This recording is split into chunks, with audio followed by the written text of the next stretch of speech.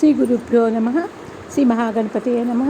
భూమోస్కర్తపాదానం భూమిరేవావలంబనం తయే జాతాపరాధానం తమేవ శరణం శివే.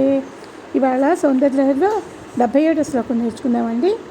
యదేతత్ కాళింది తను తరతంగాకృతి శివే కృషే మధ్యే కించిత్ జనని తవ యద్భాతి సుధియాం విమద్ధ తన్యోన్యం కుచకలశయో అంతర్గతం తనూభూతం వ్యోమ ప్రవసదివ నాభిం కుహరణీం.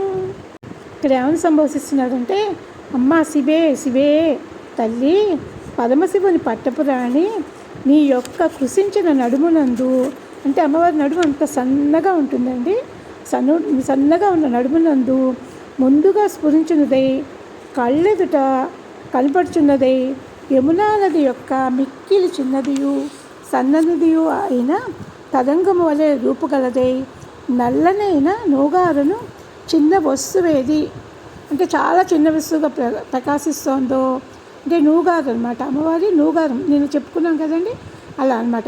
దాన్ని చూసి మేధావులు ఏమంటున్నారంటే, నీ కుచుకుంభములు రెండు ఒకదానికి ఒకటి ఒరుసుకుపోయి ఉండడం వల్ల వాటి మధ్యనున్న ఆకాశము ఆ ఒరుపుడికి ఆగలేక నలిగిపోయి నల్లబడి సన్నగా కిందకి నాభి వరకు లక్కజారినట్లుగా తోస్తోందమ్మా అని చెప్తున్నారండి.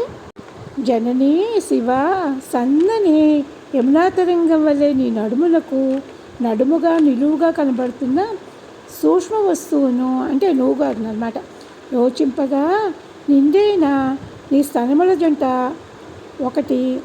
ఒకదానికొకటి పొరుపుడికి నిలవలేక నలిగి సన్నగా కిందకి జారిన ఆకాశము నీ నాభి గుహలో ప్రవేశిస్తున్నట్లుగా భాషిస్తోందమ్మా అని చెప్తున్నారు అనమాట.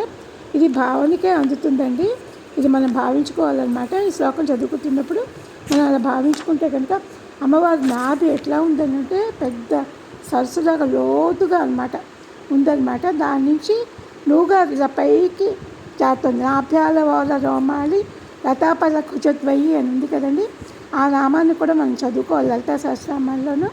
ఇదేంటంటే చాలా ఎక్కువ జ్ఞానం కలిగితేనే దీని భావం అర్థమవుతుంది. ఈ శ్లోకాన్ని పదే పదే చదువుకుంటూ ఉంటే కనుక ఆ జ్ఞానాన్ని అమ్మవారు ఇస్తారండి. అమ్మవారు ఇచ్చినప్పుడు దీని యొక్క అర్థం మనకి స్ఫురిస్తుంది అనమాట. లేకపోతే మామూలుగా ఉంటే ఇదేంటి పైన స్థలాలు రెండు ఓర్పు రావడం ఏంటి, ఆకాశంలాగా కిందకి దిగడం ఏంటి అనిపిస్తుంది. పదే పదే చదువుకొని జ్ఞానం వచ్చి శ్లోకం అర్థమవుతుంది.